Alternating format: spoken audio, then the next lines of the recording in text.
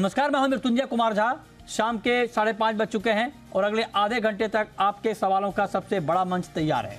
अगर आपने कमोडिटी में ट्रेड किया है या फिर नया ट्रेड करना चाहते हैं, जानना चाहते हैं कि आपके लिए बाजार में कमाई के मौके कहां पर हैं, तो आप सवाल पूछिए। नंबर आप नोट कर लें 02223001634। इसके अलावा आप 02223001635 पर भी अपना सवाल पूछ सकते हैं।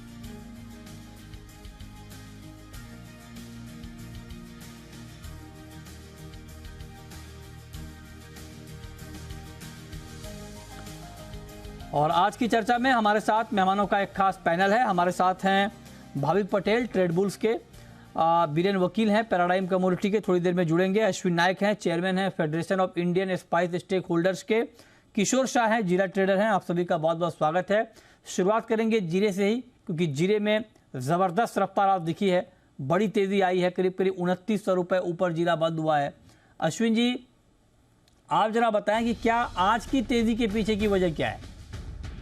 नमस्कार मृत्युंजय जी। एक्चुअली मैं अब 2 दिन पहले का आपका जो इंटरव्यू था पुखराज जी और मितेश भाई के साथ, वो थोड़ी देर पहले सुन रहा था। अच्छा। तो मैं दोनों की बातों से एकदम सहमत हूँ। जैसे मितेश भाई बोल रहे थे कि वायदे में जो इतनी ऊपर नीचे होती है वो आज ही ट्रेड के लिए अच्छी बात नहीं है।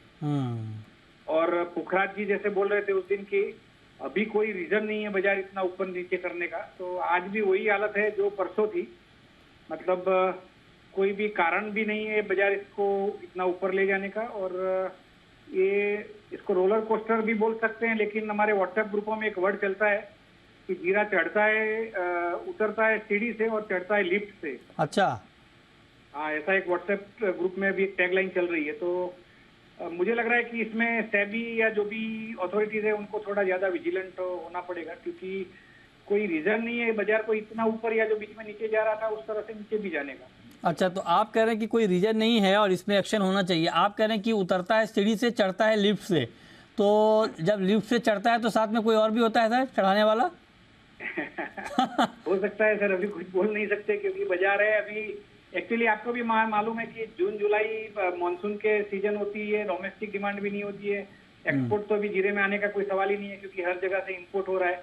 आपकी पिछले 3-4 दिनों की बातों में मैंने एक बात नोटिस की कि ज्यादा करके वो चीज किसी ने नहीं बोली, लेकिन चाइना एक नया फैक्टर ऐड हुआ है। जो चाइना इंडिया से जीरा एक्सपोर्ट में ले जाता था और हर बार जीरे की तेजी के कारणों में सबसे बड़ा कारण रहता था चाइना, वो अभी पिछले कुछ दिनों से इंडिया में उधर से ऑफर दे रहा है और एक्सपोर्ट चाइना से जीरा हो रहा है और इंडिया इंपोर्ट कर रहा है। मतलब एक बहुत बड़ा बदलाव इसके अंदर आया हुआ है ये चीज का। अच्छा, ओ ठीक है। किशोर जी, आप जरा बताएं, जो बात अश्विन जी कह रहे हैं कि ये ठीक नहीं हो रहा है, ये 2900 की तेजी ठीक नहीं है, आप भी सहमत है या आपको लगता है कि तेजी ठीक है? सर सही बोला है अश्विन जी ने। अच्छा, ये बात से ये कोई रीजन नहीं है सर। आपको बता दूं कि अभी तेजी का कोई कारण ही नहीं था।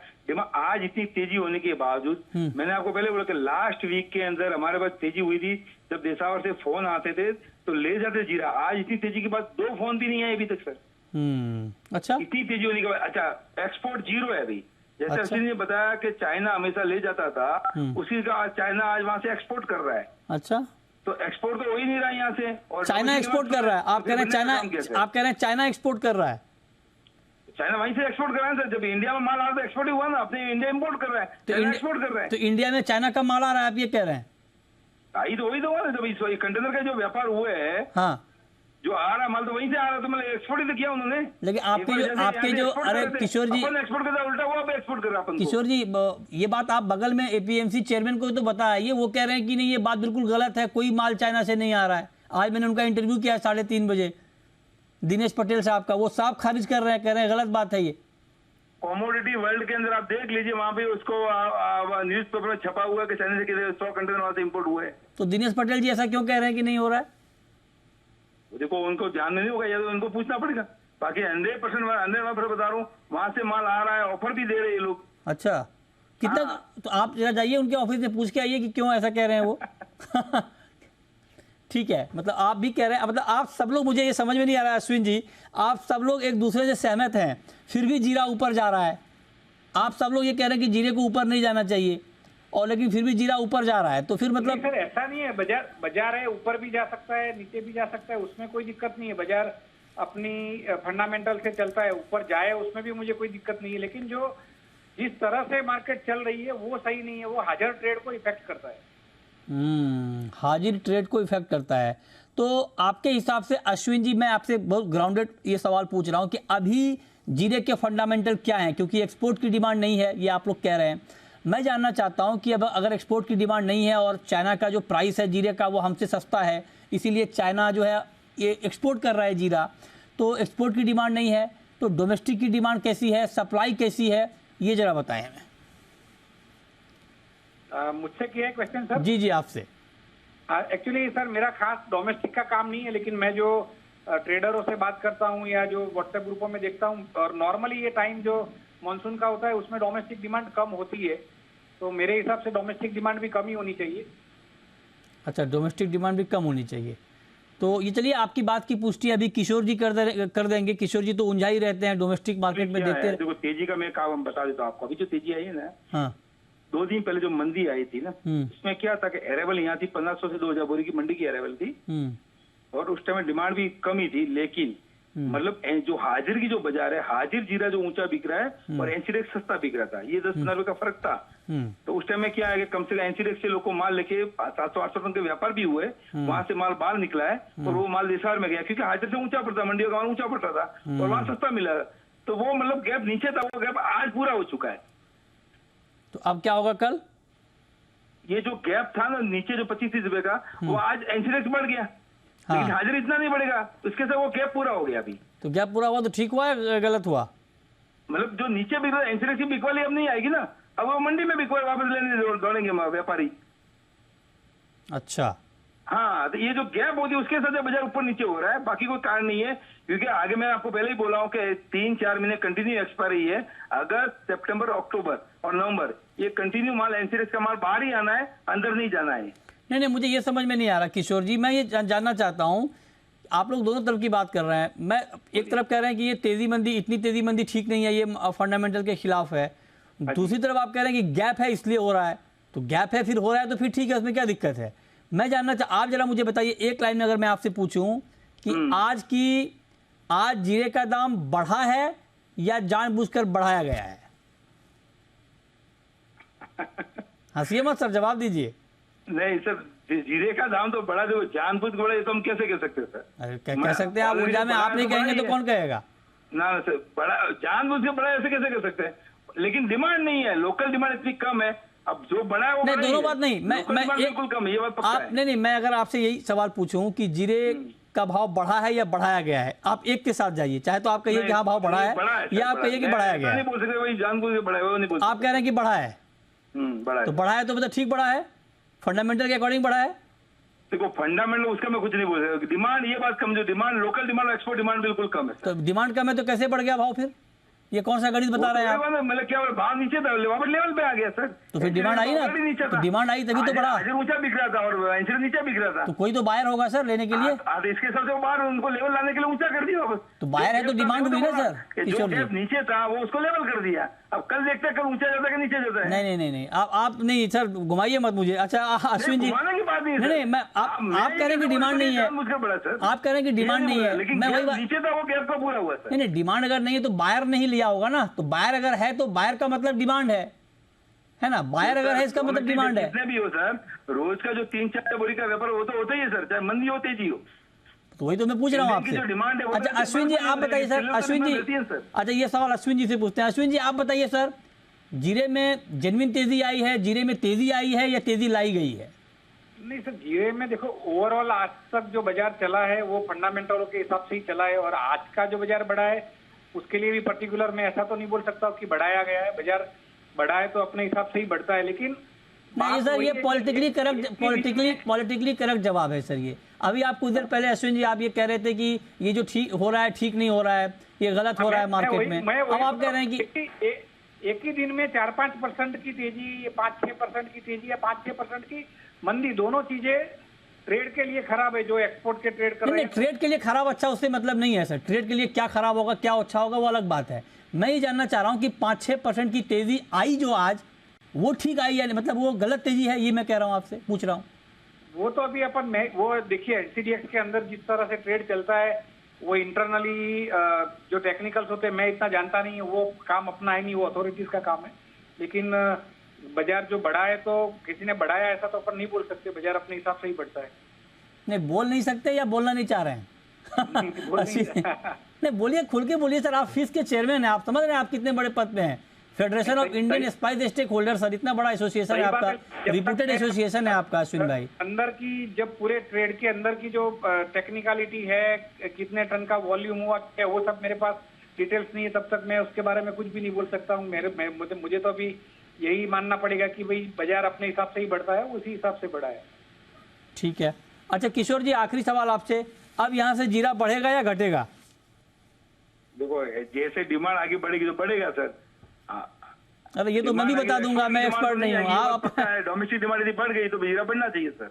आप कुछ नए तरीके से बताइए ना सर, ये तो कोई भी बता देगा कि डिमांड आएगी तो तेजी आएगी, नहीं आएगी तो गिर जाएगी। आप एक्सपर्ट हैं, आपसे कुछ अलग सुनना चाहते हैं लोग।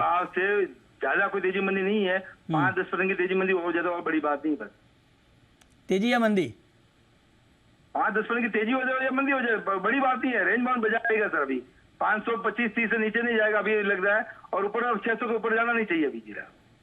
तो मतलब आप जो बीच में एक बार कह रहे थे कि 50,000 आ जाएगा, उस पर आप आप मतलब खारिज कर रहे हैं अपनी बात को? वो तो करने पड़ेगा, बाजार जब मूवमेंट कर रहा है तो करना ही पड़ेगा सर, इसमें दो राय नहीं कि डिमांड आ रही है तो करना ही पड़ेगा सर, इसमें क्या है।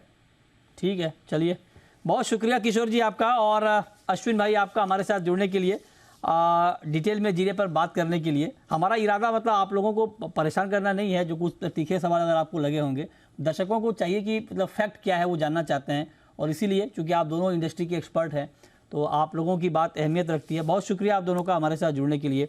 बीरेन जी, बड़ा कन्फ्यूजिंग हो गया, अभी चर्चा में कुछ साफ तौर पे निकल के आया नहीं कि आगे जीरे में करना क्या है। अब आप ही रास्ता बताइए सर, क्या करना है?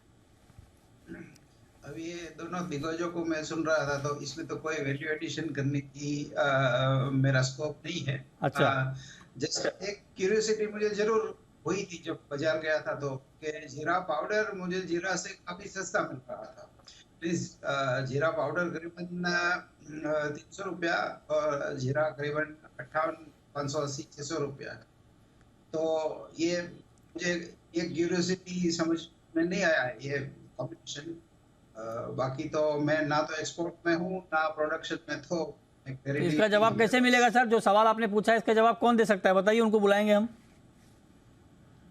ये बेसिकली जो प्रोसेसर है वो क्लीनिंग सोटेक्स में जो है वो बता सकते हैं या एक्सपर्ट्स बता सकते हैं। ठीक है, तो उनसे ये पूछा जाएगा। अब भाविक जी आप जरा बताइए हमें कि ग्वार में आज बहुत उतार चढ़ाव हुआ है। मतलब आप समझिए कि आज शुरुआती दौर में ग्वार गिरा, उसके बाद अच्छी रिकवरी आई, फिर गिरा और फिर रिकवरी आई, और रिकवरी फाइनल आने के बाद फिर वहाँ से थोड़ा नीचे आया। तो बहुत चार्ट अगर आप देखें तो बहुत ज़्यादा आपको ऊपर नीचे दिखेगा। तो ग्वार में एक्चुअली अब आपको लग क्या रहा है यहाँ से?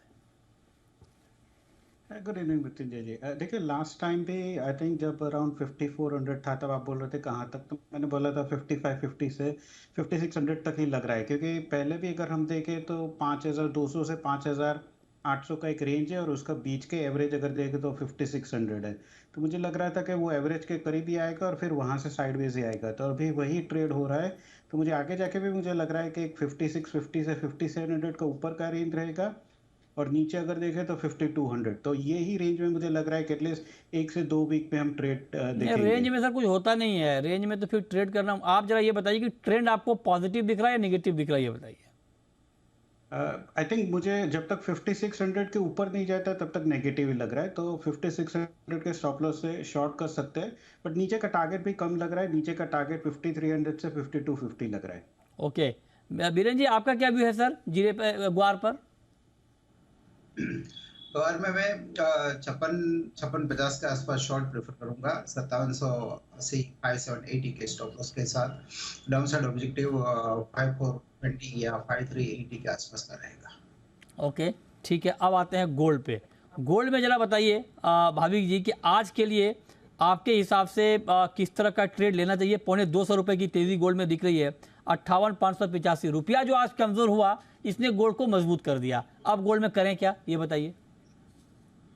जी ज़रूर से आज देखिए फेड की मिनट्स पे पब्लिश होने वाली है तो आई थिंक उससे पहले भी थोड़े बहुत गोल्ड में वॉलेटिलिटी देखने को मिलेगी।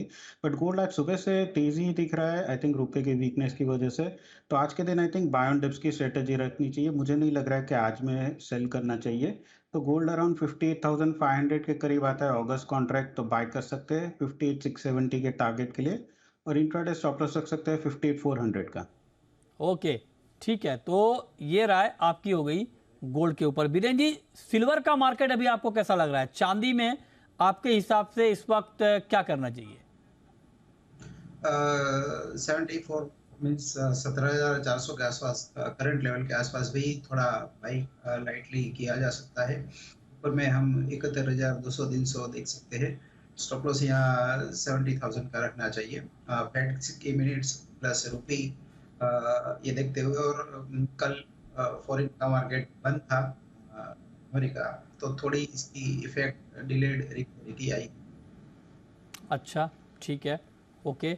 अब जरा ये बताइए भाविक जी कि क्रूड में क्या इंट्राडे में कोई ट्रेड बनता है? बहुत ही रेंज का मार्केट है कच्चा तेल, महज 7 से 8 रुपए की तेजी इस वक्त दिख रही है। कोई ट्रेड आपको दिख रहा है क्रूड में?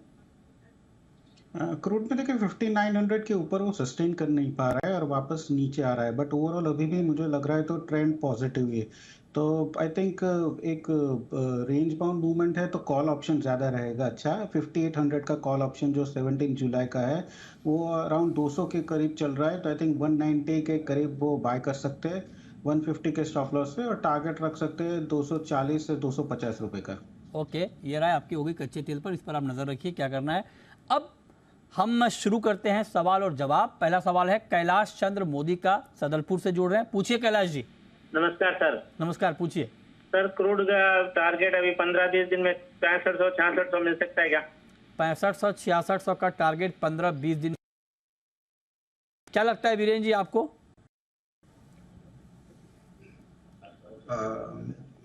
मुझे पूछा गया। हाँ जी सर। क्रूड की मार्केट काफी रेंज बाउंड है। लंबा रेंज तो नहीं लग रहा है मुझे इसमें, इसी रेंज में रहेगा। फंडामेंटल्स काफी कमजोर है डिमांड साइड। ओके, ठीक है। नेक्स्ट कॉलर राजेश हैं। पूछिए राजेश जी। नमस्कार जी। नमस्कार, पूछिए। सर मैंने 2 गोल्ड तो 57,830 में बाय है मेरे और 2 गोल्ड 58,450 में बाय है। तो क्या गोल्ड का जो ये 57,650 का बॉटम बन चुका है, ये मैं पोजिशन बैठा रहा हूँ इसमें या अभी बॉटम नहीं बना है? अच्छा, बताइए भाविक जी, बॉटम बन गया है, बनना बाकी है, क्या करना चाहिए इनको? नहीं आई थिंक बॉटम अभी तो टू सून है कि कह सकते हैं कि बॉटम बन चुका है क्योंकि आगे जाके भी फेड अगर ज़्यादा हॉकिश रखता है और 2 के ज़्यादा हो सकती है तो आई थिंक एक बार सोने में बिकवाली आ सकती है बट अभी एटलीस्ट ये वीक के लिए तो ज़रूर से बन चुका है। तो मैं रिकमेंड करूंगा कि एटलीस्ट आपका एक पोजीशन है वो आप प्रॉफिट बुक कर लीजिए और दूसरी पोजीशन जो है नीचे की वो स्टॉप लॉस अप ट्रेल कर सकते हैं और जो अभी का 58,400 का है वो भी आप पोजीशन खड़े रखिए 58,900 के टारगेट के लिए अगर आपका इंट्राडे है और स्टॉप लॉस रख दीजिए 58,200 का। ठीक है। नेक्स्ट कॉलर राजन है। पूछिए राजन जी। जी सर, जीरे पे सवाल है मेरा। जी पूछें। जीरा ऊपर में बेचने का समय है सर, ऊपर से। जीरे पे तो बड़ा ऐसा सवाल आपने पूछा है कि अभी जीरे पे बहुत लंबी और कड़क बहस हमने की है 2 एक्सपर्ट के बीच में। फिर भी वीरेन जी ये पूछना चाहते हैं कि बेचें क्या अभी इस भाव पर जीरा? अभी मार्केट की वोलेटिलिटी दोनों साइड की है। नॉर्मली टॉप के समय इतनी बड़ी रेंज देखी जाती है तो मैं इसको शॉर्ट साइड भी नहीं प्रेफर करूंगा। जब तक 54,400 के नीचे लगातार 3 दिन बंद नहीं रहता तब तक मैं शॉर्ट साइड अवॉइड करूंगा। ठीक है। नेक्स्ट कॉलर सचिन है दिल्ली से। पूछिए सचिन जी। सर मेरा सवाल है गोल्ड पे। ये सर मैं सेल कर रखा हूँ 58,324 पे। क्या करना चाहिए? 58,324 पे आपने गोल्ड सेल किया है तो भाविक जी क्या स्ट्रेटजी इनके लिए होनी चाहिए अभी? देखिए 2 चीज़ हो सकती है। आइदर वो 58,700 का स्टॉप लॉस से होल्ड कीजिए और अगर नीचे वापस 58,200 के करीब आती है तो निकल जाइए या तो फिर वो यहाँ से निकल जाए और बाय कर सकते हैं 58,700 के टारगेट के लिए, और टारगेट स्टॉप लॉस रख सकते हैं 58,400 का, क्योंकि आज के दिन फेड की मिनट्स आने वाली है, तो उससे पहले मुझे नहीं लग रहा कि ज़्यादा हमें बिग वाली देखने को मिल सकती है। ठीक है, ओके, तो इस पर आप नज़र रखिए और देखिए कि मार्केट का मूव आगे होता क्या है। अच्छा, नेचुरल गैस में हालांकि बहुत ही रेंज का ट्रेड है बीरेन जी, यहाँ पर कुछ आपको लगता है क्या एक्शन आगे? थोड़ा सा इंटरमीडिएट रैली जैसा दिख रहा है, यहाँ 220-22 के आसपास किया जा सकता है। 213 का 213 का होना चाहिए। साइड में हम 235-240 का टारगेट रख सकते हैं। 2-3 दिन की अवधि है ये। ओके, तो ये राय आपकी हो गई नेचुरल गैस पे, इस पर भी आप नज़र बनाकर चल सकते हैं। अच्छा, कॉपर में भाविक जी आज के लिए कोई ट्रेड दिख रहा है आपको? अच्छा, देखिए कॉपर में देखें तो एक आई थिंक एक कॉपर ही है बाकी सारे बेस मेटल्स में जिसमें थोड़ी बहुत स्ट्रेंथ दिख रही है। अदरवाइज चाइना का जो पीएमआई डेटा आया, इनफैक्ट यूरोप का भी पीएमआई डेटा आया, सब वीक दिख रहा है, तो मुझे लग नहीं रहा कि बेस मेटल में आगे जाके भी एटलीस्ट सस्टेनेबल रैली हो सकती है। कॉपर कल पॉजिटिव था, पर आज अगर देखें तो बिकवाली का माहौल दिख रहा है, तो मुझे नहीं लग रहा कि आज कॉपर बाय करना चाहिए। इनफैक्ट आज कॉपर 717 के करीब आता है तो शॉर्ट कर सकते हैं 710 के टारगेट के लिए, और स्टॉप लॉस रख सकते हैं 721 का। ठीक है, इस पर आप नज़र रखिए। अंकित है नेक्स्ट कॉलर, पूछिए Ankit. Sir good evening. Good evening, पूछिए। अभी जी से मेरा क्वेश्चन है, मैंने सिल्वर आज सेल किया है इंट्राडे के लिए 70,292 292 पे आपने सेल किया है? हाँ, तो मुझे जानना है कि मुझे पोजीशन में बने रहना चाहिए या एग्जिट करना चाहिए। अच्छा, किन से जानना है आपको? बीरेन जी से, भाविक जी से? भाविक जी से। भाविक जी से बताइए। भाविक जी जी, आज आप आपका पोजीशन इंट्राडे रखिए और इंट्राडे 70,750 के स्टॉप लॉस से बने रहिए, क्योंकि आज गोल्ड और सिल्वर में अगर देखें तो सिल्वर ज़्यादा वीक है, गोल्ड ज़्यादा पॉजिटिव है। और नीचे का टारगेट रखिएगा 70,000 से 69,900 का, तो आप आपकी इंट्राडे पोजीशन बने रखिए 70,750 के स्टॉप लॉस पे। ओके, ठीक है, इस पर आप नज़र रखें। और फिलहाल भाव 70,370 के स्तर पर है, और इस वक्त चांदी सितंबर वायदा में करीब करीब 250 रुपये की गिरावट दिख रही है। टर्मरिक में भी बड़ा उतार चढ़ाव का माहौल बना हुआ है बीरेन जी, यहाँ पर फंडामेंटली मार्केट आपको कैसा लग रहा है?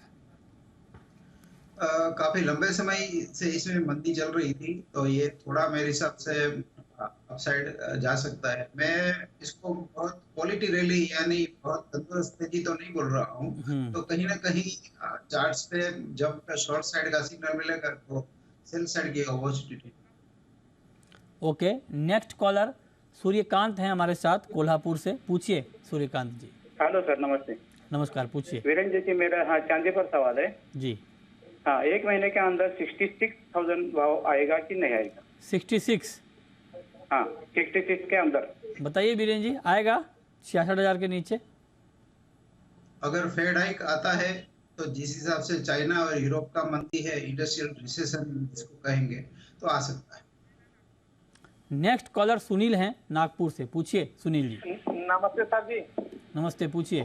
सर, आपने आज जो जीरे के बारे में जो सवाल जवाब किया ना, एकदम मजा आ गया सर, एकदम एकदम सर परफेक्ट है ना, इसीलिए आपका प्रोग्राम देखता हूँ मैं सर, तीनों टाइम आपका। बहुत बहुत धन्यवाद सर, बहुत बहुत धन्यवाद। आप लोगों के लिए सवाल पूछता हूँ मैं जी। सर मैं बस ये बात बोलूंगा कि आपके बगैर सुना सुना लगता है एकदम। तभी तो मैं छुट्टी नहीं ले रहा हूँ। नहीं सर, हाँ लेना भी नहीं चाहिए सर, लेकिन जरूरी रहे तो लीजिए। अच्छा। जैसे सर अनिल सिंघवी के बिना सवेरे कमोडिटी में, इसमें इक्विटी में सुना सुना लगता है, वैसे कमोडिटी में आपके बगैर सुना सुना लगता है। अरे बहुत बढ़िया, चलिए बहुत धन्यवाद आपका। और जी बिजनेस को जो आप लोग प्यार दे रहे हैं, इसीलिए आपका जो पसंदीदा बिजनेस चैनल है लगातार नंबर 1 है, सबसे ज्यादा देखा जाने वाला चैनल है जी। सर मैं क्रूड में, सर मैं वीरेन जी से क्रूड में और गोल्ड में के बारे में पूछा, गोल्ड मिनी के बारे में। क्रूड और गोल्ड मिनी, अच्छा बताइए आज के ट्रेडिंग के हिसाब से क्या करना आज के लिए क्या रणनीति होनी चाहिए बीरेन जी क्रूड में? और दूसरा सवाल क्या था आपका? क्रूड और सिल्वर मिनी, क्रूड ऑयल और गोल्ड मिनी। क्रूड और गोल्ड मिनी बताइए सर बीरेन जी। गोल्ड टेम्पररी 58,800 तक जा सकता है, बट वैसे कल मार्केट बंद था तो क्लैरिटी नहीं है। आज भी कॉमेक्स में ट्रेड दोपहर तक तो नहीं देखा था मैंने, इसलिए मैं नॉर्मली दोनों मार्केट खुले होते हैं तब मैं ट्रेड करना प्रेफर करता हूँ। अच्छा, ठीक है, बहुत शुक्रिया बीरेन जी आपका, भाविक जी आपका जुड़ने के लिए, तमाम सवालों के जवाब देने के लिए।